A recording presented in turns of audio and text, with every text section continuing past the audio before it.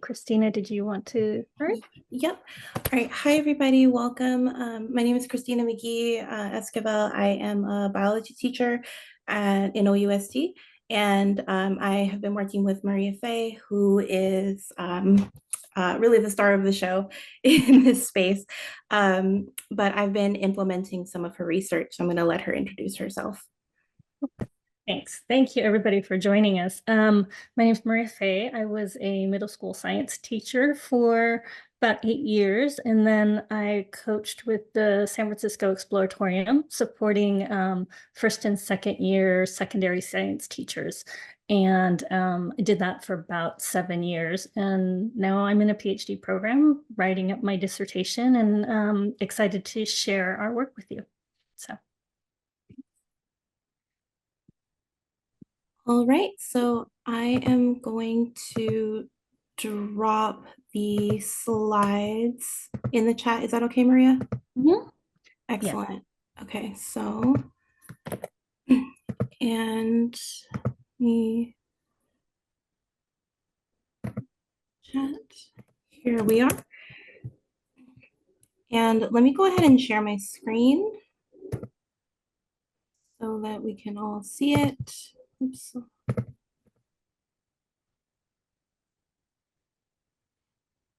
Oh, my apologies. Give me 1 second to give you all access. We are going to start with, while I'm getting that for all of you, a quick introductions. So if we can go around and just state your name, preferred pronoun, what and where you teach and or mentor, and what your roles are. And I'm just gonna go down the participants list. So we should probably put that in the chat just for, if that's okay with you, because we have 23 people here. So I got you. I want to eat up all your time. No, of course.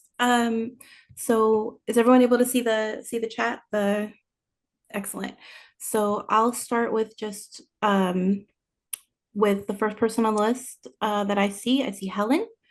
If you want to go with your name, pronoun, and everything on here. Yeah, that's fine. My name is Helen Smith. My preferred pronouns are she, her, hers. I am a supervisor of multiple subject teacher candidates at San Jose State University. Next person. Next, we have Margaret. Hi, I'm Margaret Ontiveros. I supervise with Cal Poly San Luis Obispo, and my pronouns are she, her, ella. And then Charla. I hope I'm saying that right. You are saying that right. Thank you. My name is Charla Mittman, and I'm with CLU. And yeah, I'm excited to be here. Excellent. Welcome. And then Christina.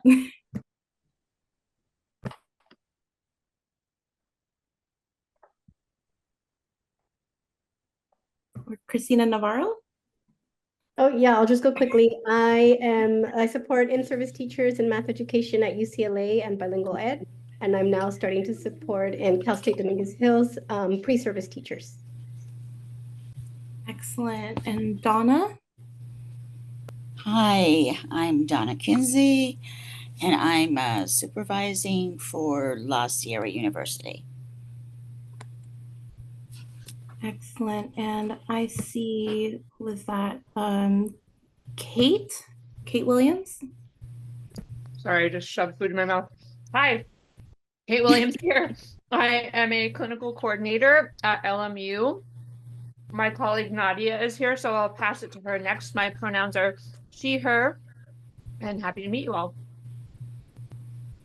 Hello, I'm Nadia Conway, clinical coordinator and EdTPA coordinator. Pronouns are she, her, and I'm happy to be here. Should I pass it on to Rebecca? Yeah, keep it going. That idea. Rebecca, you're on mute.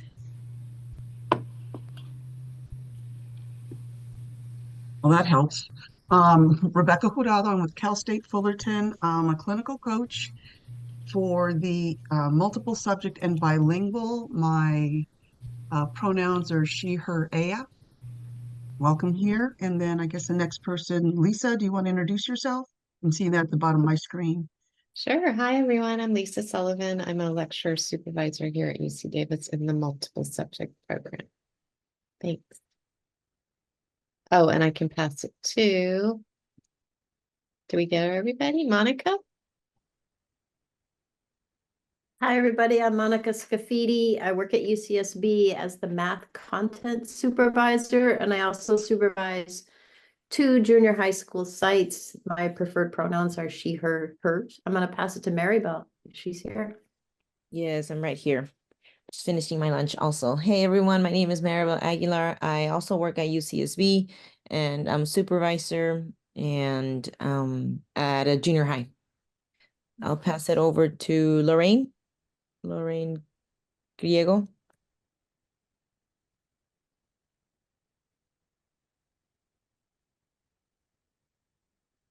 I'm just coming on. I'm not ready. I'll go because no one's going to pick me because of my name. My name is Maciel Perez Calhoun. I go by she, her, hers. I'm a supervisor for dual immersion with UCI. I'll jump in. I'm Artie Nordgren, and I go by he and him, and I'm at National University where I'm the Associate Director of Clinical Practice. I'll go.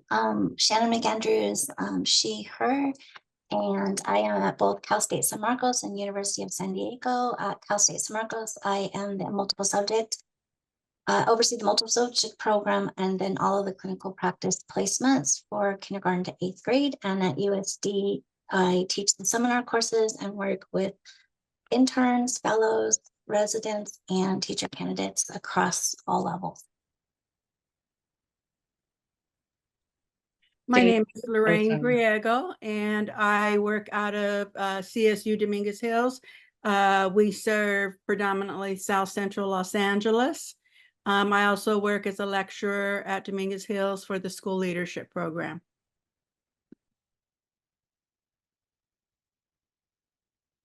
I'll go ahead and go. I'm Michelle Dean, the field placement director at Cal Lutheran in Thousand Oaks, and it is she, her. Thank you.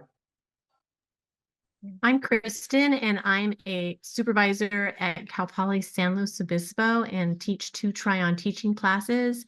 I use the pronouns she, hers, and I'll pass it off to our next guest speaker, Lorena. Hi, I'm Lorena, and I also work at Cal Poly San Luis Obispo, and I'm a multi-subject supervisor.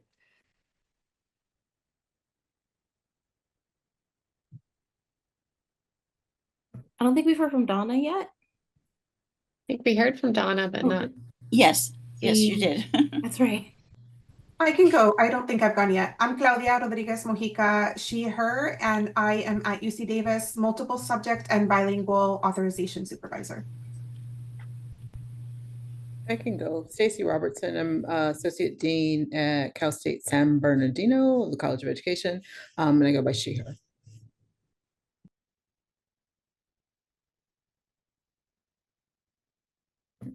Excellent. And did Tommy go?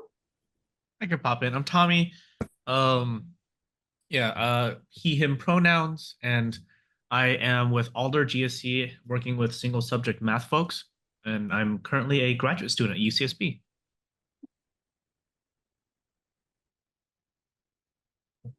Excellent. Let's see.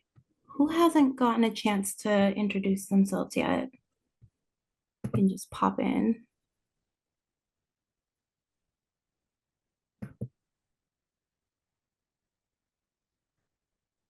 Maybe they can add something to the chat. I'm worried about your time being eaten Yeah, up, let's so go ahead and do might that. I'm going to share my screen and pass it over to Maria for our agenda. Great. Okay, thanks. So I'll just go ahead while you're doing that. So the agenda for today is we're going to start just going over norms. We'll have a moment to do some reflection. We'll then be defining theories and talking about why using a template and what are some of the challenges that come with that. And then you'll have some time, not a lot, but a short time to work in small group to start thinking about how you might actually adjust this for your own work. And we'll have a closing reflection at the end. Let me move on to the norms. So we're asking that as you're in the space that you challenge yourself, that you're willing to be clear and explicit in your anti-racist stances and beliefs, that you're willing to be a little uncomfortable. These conversations can push you a little bit, but being open to hearing experiences from other people. Lastly, that you expect and also accept non-closure. So we don't have all the answers, obviously. We're not necessarily looking for a specific answer, but we're just looking for questions that will help push us towards the right direction. Okay. Christina? All right, so we're going to start out with, oh, sorry, go ahead. Okay, we're going to start out with a quick reflection. We would like you to just reflect for, let's say, 3 minutes. What does a student with a solid academic identity look, sound, act like, and do I have a singular vision of that student? So just 3 minutes to write, reflect, and then we'll do a quick share out.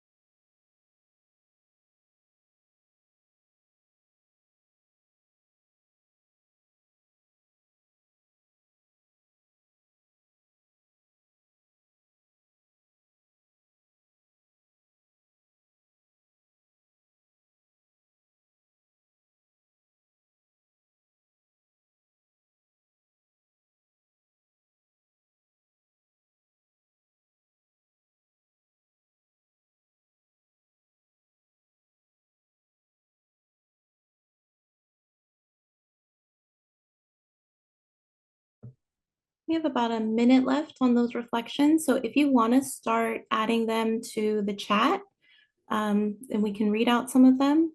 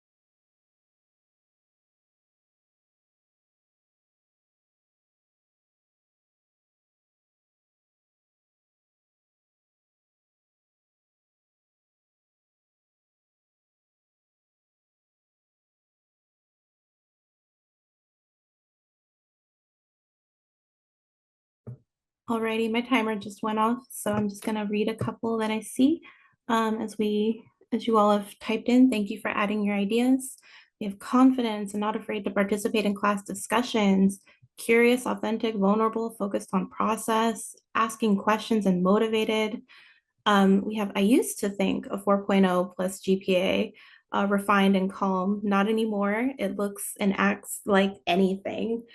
Engaged in both academic and socially, participates in class discussion, supportive of others. We have someone who feels like school is for them and serves them, someone who feels safe to be different parts of themselves, always willing to volunteer and share, learn there is no norm. I've had quite quiet students who sit in the back of the room and say nothing when quizzed, but when quizzed know all of the answers. These are great. I love that you all are reflecting on this, and that's hopefully the goal for today, to give you some tools to start thinking about potential biases that we have. I'm going to pass it to Maria to talk about the pedagogy.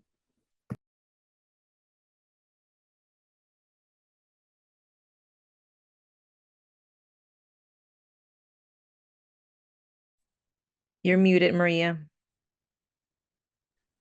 Sorry, thank you. It's been a while. Yeah, so I wanted to start out with going through some definitions about what anti-racist pedagogy is and the underlying theories, and make sure that we have some common language. So I'm not going to read this whole thing, but just thinking about the fact that, you know, racism is in the classroom, and that we as educators can either disrupt that or we can reproduce racial inequality. Acknowledging that it has been grounded in white male privilege, and that we also need to really think about the people whose voices have been silenced and how can we uplift their voices more. Thinking about not just what we teach, so in terms of content, but also how we teach. How do we arrange our class? How do we create a classroom culture where students respect each other? And the last two things I think are really important that often get left out is that there needs to be a degree of self-reflection in terms of our own positionality and, you know, how we're coming into the classroom, or rather the teachers that you're supporting, and also the social emotional learning that's happening. So considering the social emotional wellness of the students as well as the teacher. Okay, could you please go to the next one? Okay, so let's see. Anti-racist pedagogy is built off of several different theories. Critical race theory is one of them. So this was originally developed in the field of law, but has been adopted and adjusted into the field of education. So there's 5 main tenets. So the first one is racism is not an aberration. So that's really thinking that racism is the norm and not the exception. And if we can name that, then we can address it. The second one is challenging dominant ideology. So, you know, critically looking at this belief that we have that we live in a meritocracy, that we have objectivity and color blindness and race neutrality. The third one is commitment to social justice. So making sure we're providing opportunities for students to build a sense of agency and to empower them. The fourth is centrality of experiential knowledge. So introducing counter narratives, moving beyond a Western male-centric narrative, and working off of funds of knowledge. So acknowledging that students come in with cultural knowledge. And then the last one is transdisciplinary perspective. So thinking about racism in a historical and interdisciplinary context. Excuse me. Next one, please. Culturally responsive teaching. I'm going through these quickly because I'm sure that you are all familiar with these. I just want to make sure that, you know, we're connecting the actual names to specific things. So culturally responsive teaching, cultural diversity knowledge base, that's making sure that educators are working on building an understanding of the different cultures represented in their classroom. And this is very challenging because, as we know, there are a lot of different cultures represented in our classrooms. And there's also that risk of becoming an expert in any one language, because once you do that, then you start saying, you know, these people in this culture are like this, and no culture is a monolith. So we want to be very aware of that. The second one, culturally relevant curricula. I think that's pretty obvious, just developing lessons that are relevant to students, considering their cultural backgrounds. Third, learning community and cultural caring. So developing a classroom culture where learning is valued and students respect and honor each other's cultural backgrounds. Fourth, cross-cultural communications. And I think this one's interesting given some of the responses when you guys were thinking about, what is a high academically achieving student. And so thinking about how different cultures value different ways of communicating. So in the US, we tend to really value that individualistic sort of leader of the pack, someone who will just raise their hand and engage in conversations all the time. But other cultures actually, prefer sort of that group oriented where you're working together as a group and you don't want to stand out. So the fifth piece is as we're supporting teachers, thinking about making sure that we're providing different ways for students to communicate their learning. Culturally relevant, very similar, but the first one I think is very important is just the belief that any student is capable of succeeding in academics. And I'm not talking about they haven't had they haven't had support coming into your classroom. Rather, just if all students had the same degree of support, would they be able to succeed, right? Second one, cultural competence. So similar to culturally responsive teaching, but a little bit different. It's helping students to appreciate their own culture, but also providing access to dominant culture. And then the last one, socio-political consciousness, is just placing content into real world situations. Sustaining, again, similar. But the main thing is that thinking about culture as being something that evolves and changes over time and that is not static. And also just expanding how we define culture as people are engaging more in international online groups, then we're thinking more of a global citizenship. And lastly, it's not just like in the last one, thinking about what their culture is, but this is more sustaining the culture and also linguistic competence, which was a piece that wasn't there. So we created this template to help support coaches in supporting their teachers with anti-racist work. And, one of the questions is, why use a template? So one is that it can help starting the conversation. So just like in the reflection question that we did with you, it's just starting to be able to reflect on your own practice, and also having the ability to externalize, so not feeling personally attacked. You're bringing up race, you can kind of point to this template and say, we're going to go through some of these things. It also will have concrete examples of how you can integrate it into your practice. So this is particularly helpful for people who haven't had a lot of experience in this. And then setting goals. So you could use it at the beginning of the year when you're onboarding with your teachers. And, they can pick one tenet and say, this is one thing I want to work on this whole quarter. And then you can come back to it at the end of the quarter and say, what kind of progress have we done? And another way is in terms of accountability. So in the same way that we use standards to sort of guide lesson planning and thinking about what are the learning goals that we want students to have at the end of the lesson, we can also have anti-racist learning goals. Some of the challenges that showed up in the study was that, developing relational trust is key. So it's really hard to have these conversations if there isn't trust. So if you're doing one-on-one work, it's a lot easier to develop that trust. If you're working with multiple people together, it just takes a little longer. You might need to scaffold your language. So for some people who are not used to having these types of conversations, certain words can kind of put up walls for them. Maybe it's as simple as saying we're talking about best teacher practices. And so it just depends. That's going to, change with each person that you're working with. You do need to build in time for self-reflection. That is a really key piece to this work. And also just adjusting expectations. This progress can be really, really slow, depending on who you're working with. Christina worked with a teacher who was already very self-reflective, was very eager to do this, and they went in deep really fast. But again, it just depends on who you're working with. And the last thing was dealing with misalignment in that the teachers you're working with may feel like, this is one area that I really need to work on. But as you're watching them, you're recognizing that actually there's something else they should be working on. Okay. Next, please. So we're gonna go into breakout rooms. You're gonna actually create your own template.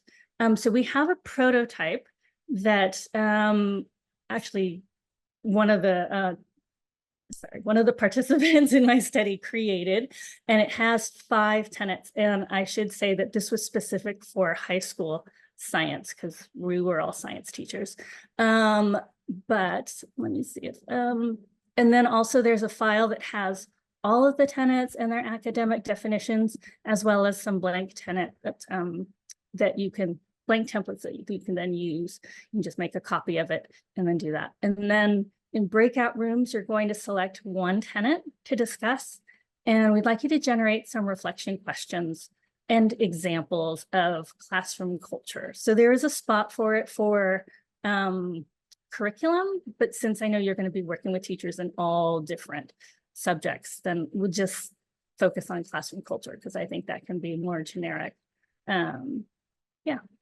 So do you all have access? I mean, are you able to click those links and get to those documents? I don't think so. Is there a way to drop them in the chat? We can't click on the slides. Apologies, give me 1 second and I guess the slides are in the chat, but we have to dig. Yeah. The slides if in you the don't mind. resource open, the ones that were actually given in the resource folder, Yeah. they all open out of there. I just don't have that open, so maybe Okay. everyone else does. Sorry. No And quick worries. question, how many people do you want in the breakout rooms? I have 4 to 5 right now. Does that sound good? Well, okay. Actually, we had assigned breakout rooms. Christina, can you go back to the other? Yeah, the next one. To right here. There we Yeah.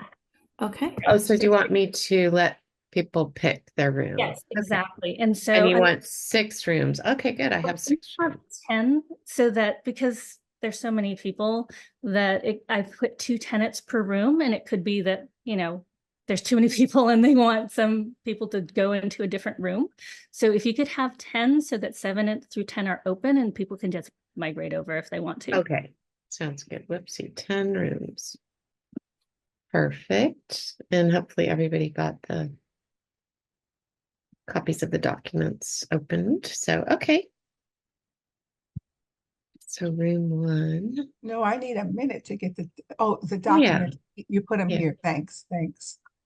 Are Right. those the same? Yeah.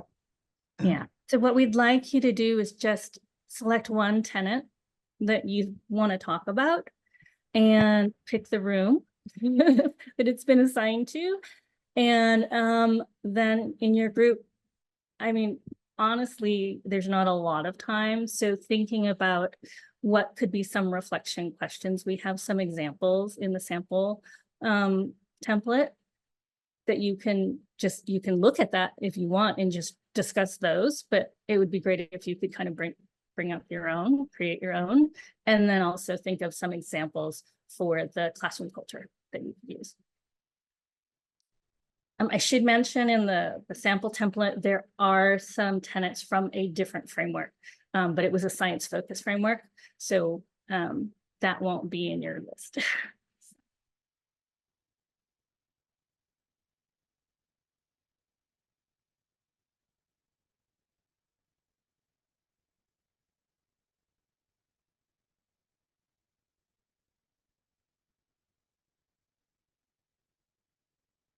And if you have any questions, feel free to ask. We'll just keep the breakout rooms as the same numbers that you see on the slide. That will be your room. So 1 is CRT, challenging dominant ideology, and commitment to social justice. But to get to the room that you want, in the Zoom, there should be a space and you click on more to join room, and then you can just join whichever one that you would like. I can also, I think, move you to a room if you tell me which room you want to be in, I think. So Margaret, if you have a room. Number 1, please. Okay. Thank you. Yeah. And number 1 for me also. Assigned to 1. Is that Donna? Yes, this is Donna. Okay. I will assign you to more than 1. Oops. There you go.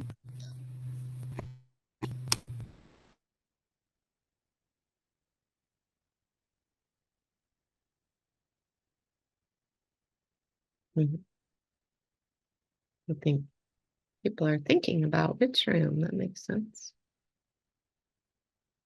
Yeah, it's hard to choose. They're all great. Yeah, there's only one person in room 3. So I know. I was thinking about that. I don't want to leave them by and room themselves. 10. I'll go to Maybe we can combine. What's 10? What's 10? 10 was just extra. Oh, yeah. Maybe I'll move. I think it's too aggressive of me to move them to a different Let me stop share for a second so it's a little easier to see everybody. I might move them to 5. I just did that. Let's see. Okay, perfect. Thank you. Yeah. Let's see. We have 2 people in room 2. And then the only person who's not assigned, Marcia said she's going to skip because Yeah. Oh, yeah. Okay. Okay, so I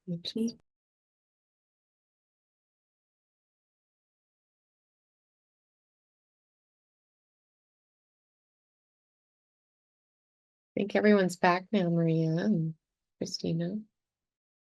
All right. Well, thank you for engaging in that work.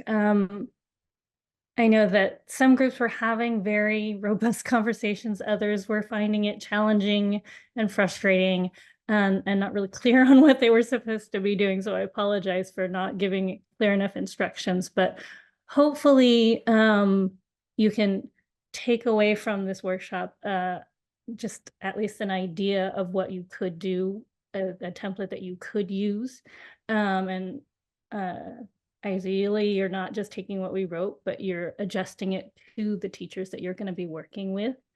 I'm not sure if I said this in the whole group, but one of the main things is like not taking the definition that I have in the initial, just the listing of all the tenets, because they're very academic. And I would say that that kind of language is very off-putting for a lot of people. So, yeah. So Christina? all right, so we have a couple of reflection questions. I was wondering if there were any groups. I heard a lot of great discussion in a lot of the groups that I was able to go into. If you want to write in the chat, like what was that process like for you? I'd love to hear it. But the reflection questions that we have here is, how do you think this template might help you support new teachers with integrating anti-racist pedagogy into their practice?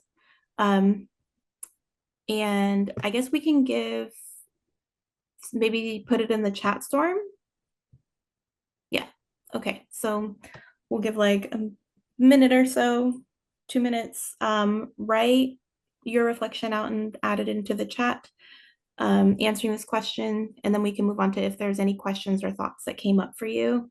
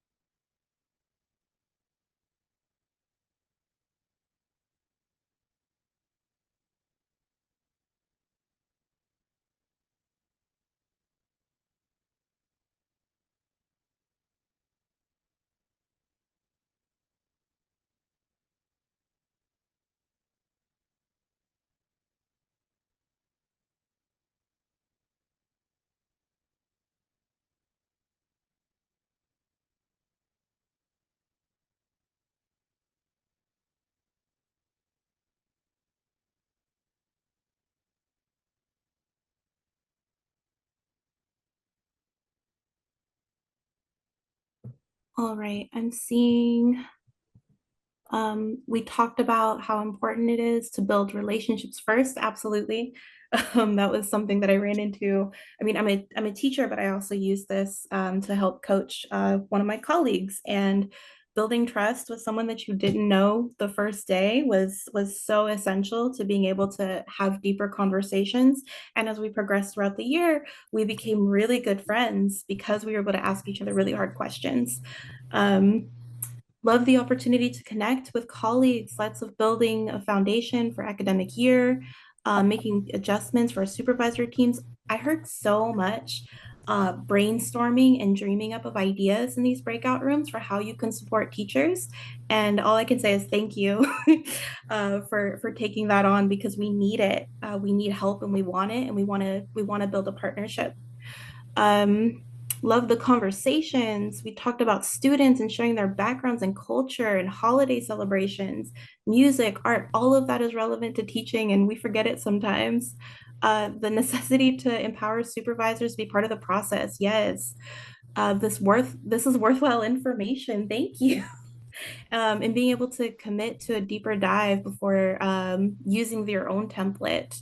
I'm glad this is useful to all of you. Template is a reference for planning lessons. Absolutely.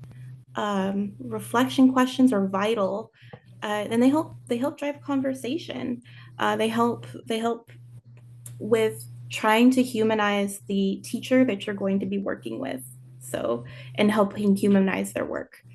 Helpful to have this as a starting point, a conversation starter. And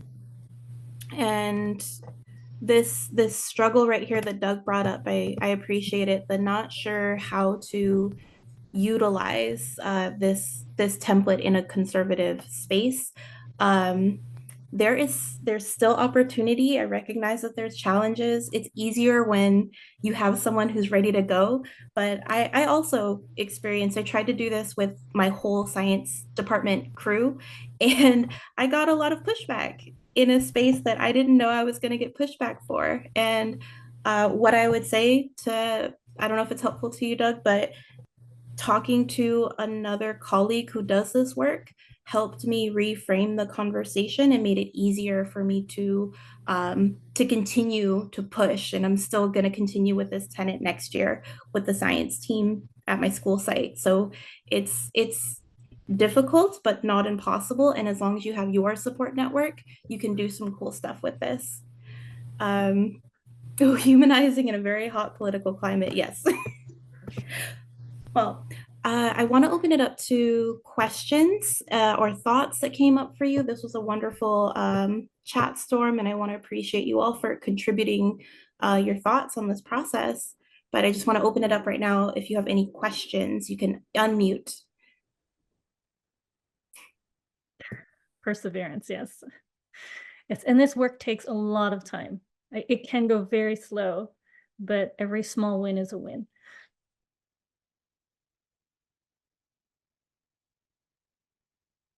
I'm just going to unmute and ask, do you have an example of working with maybe a more resistant teacher or someone on a team that was reluctant that you had made some breakthroughs with, just as an example?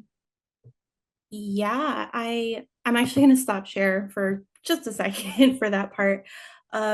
I decided to use this template and try to identify what we wanted to focus on as a science department team. I'm not a science department head at this school, but I was at previous ones. And my department head was really supportive. But when I came into the room with this idea, the people that were most resistant tended to criticize how I delivered the content. And the biggest I think hurdle I was facing was I was trying to address biases first. So introducing what are our biases before we get into the tenets. And the teachers that were resistant critically attacked the bias measuring tool that I was utilizing, that I've used in many other professional developments before. It was, project implicit. bias test that I've seen so many people use it, and they were like, this is terrible. I hated it. Why are you bringing this into this room? And I had to stop and pause. And instead of, because my instinct was to say, no, what are you talking about? I had to stop and let them be heard and let everyone else listen and give it wait time, because as I waited, other teachers offered their own counter, and they offered their own experiences around how they had their own biases around, like, they got mad at this particular student over and over and over and had to stop and think about why, or they let this kid get away with everything and had to stop and think about why. And we got to have I got to have one-on-one conversation with that particular teacher, one of the teachers who was resistant, and I just realized um, they were so uncomfortable. They told me they were so uncomfortable with this idea, and the idea that I was not, I didn't have a leadership title at the school, that they didn't want to hear it from me. And I had to stop and think about that. All right, let me stop. Edwina, go ahead. Oh, I was going to say, first of all, thanks for sharing. And I might have been one of those teachers, but not the same example that you gave, but I think it's more of that you began that way, because it's almost beginning like I'm going to overemphasize, like an accusatory or a manner that might shed a negative light, on people's behavior or their thoughts or whatever. And that's what you're starting with. So that might be, hard to take unless you had some type of warm up or pre-discussion or example or video or something, like that, I might have fell into that group. And then the other thing is just starting small whenever you have something, some great material like you have, starting small might help as well. I appreciate it. Thank you. And, Christina Navarro, go ahead. Yeah, hi. So in my work, I support math education through a social justice lens. And so I think like it's hard, right? When you start to have this conversation, as soon as teachers hear anti-racist pedagogies, and as soon as they hear that word, it's like a trigger, right? Because then they take it as kind of like a personal attack. I'm not in teaching to do harm. I'm in teaching to do good, right? So it kind of raises the anxiety for teachers. So I found that bringing in a piece of literature that talks about moving from safe spaces to brave spaces to engage in hard conversations, it's all about the framing, right? I'm letting you know this is going to be a hard conversation. It might make you uncomfortable, just like you all did today. And let's have some agreements around. If you are comfortable, you have the right to, pass and not participate. But we do expect that you are responsive and respectful with what is happening in the conversation. I think it's all in the framing and how you approach it, and know that some people are going to just take it personal no matter how you introduce it and talk about it. But it really gets at this, we need to move beyond comfortable spaces and really thinking about brave spaces, and bringing in a piece of literature that kind of helps frame that takes you out of the equation of them taking it personally as a personal attack, you to them, or with the group, right? Let's see what literature has to say about these conversations. Although they're hard, they're very important. That's all. Thank you. Thank you so much for sharing that, and for everybody for just engaging. And I think we need to end now because we're past time, right, Lisa? Yes, our time is up. It's, gosh, we could spend at least another hour or more on this. Yeah. With all of you. So thank you, Maria and Christina. I really appreciate you sharing. And are those, so the resource folder has all of those documents. That will be a good resource for people to go look at, because I know there's a lot to think about. Yeah. Thanks everyone for being here. And then we're going to have a chance to debrief if you want to join the debrief session in the other Zoom space, just to kind of wrap up the conference. If you don't want to join, look for the post-conference survey. It'll give you an opportunity to say if you want a certificate to recognize your participation over the last couple of days in the conference. But thank you again, Maria. Thank you, Christina. Nice to see you both. And is it possible to put the chat, a link up for the debrief, or is? Oh yeah, let me it- grab that real quickly, and then I Yeah. can add it to the And Doug, the resource folder, I'm sorry, the resource folder, if you look at the, what was it? Was it the original agenda that had all the links? There's also a Yes. link for the resource folder. Oh, yeah, I know, Yeah. but I It's just, right under the oh, no, I can go to it if you. Oh, no, this is to answer Doug's question. He had a Oh. question about Yeah. the resource folder, so I just wanted to make Yeah. sure you knew where to. No, I'll find the sorry, I'm just struggling to find. There we go. I will pop the link to the debrief in the chat, and hopefully we'll see you. Oops. Thank you for the great session. I'm going to grab the link. Yeah, thanks everyone. Oh. Let's see, where is it? It's the very bottom here. Okay.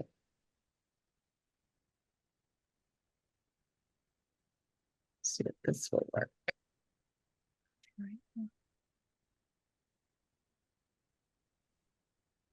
Christina, are you talking about Sean Ginwright, the trauma informed? Yeah, with the 4 Center? pivots. Yeah. Yeah, I'm talking about Dr. Ginwright. Yeah, that was really helpful.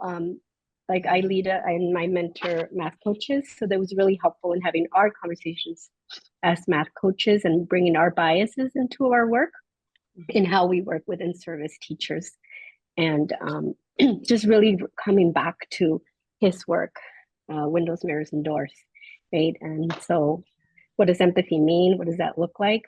And also some of the work by Brene Brown, Atlas of the Heart, just naming emotions, right? And recognizing that this is it strikes a chord with people's emotions because it's very much connected to their ideologies and their belief systems of, I am in this work with the intent to do good and not to do harm. But you're making me think that what I'm doing is creating harm, right? It's a really hard conversation, but I found that has been helpful in helping my team move through that. Thank you for sharing those resources. Yeah, thank you.